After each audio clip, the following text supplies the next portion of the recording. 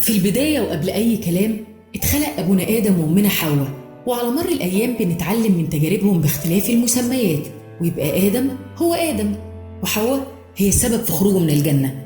لما احتاج آدم لونيس ربنا خلق له من ضلعه حواء، ومن هنا بدأت الحدوتة من وقت ما وسوس لهم الشيطان إنهم ياكلوا من الشجرة، واللي كانت عقوبتهم إنهم نزلوا على الأرض. هي الأرض دي اللي بنتخانق عليها كانت عقوبة. تاهوا في الأرض سنين كتير ومحدش يعرف إيه اللي حصل، وقصة كل واحد على الأرض لوحده.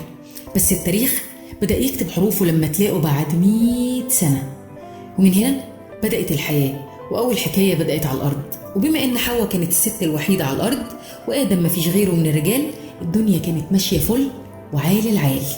ودلوقتي بعد آلاف وآلاف السنين زادت الصراعات بين الجنسين، وهنتكلم فيها وعنها في كل حلقة من حلقات السيزون الجديد. وهنا هنبدأ الحكايات بين كل الرجالة والستات في حواء وآدم.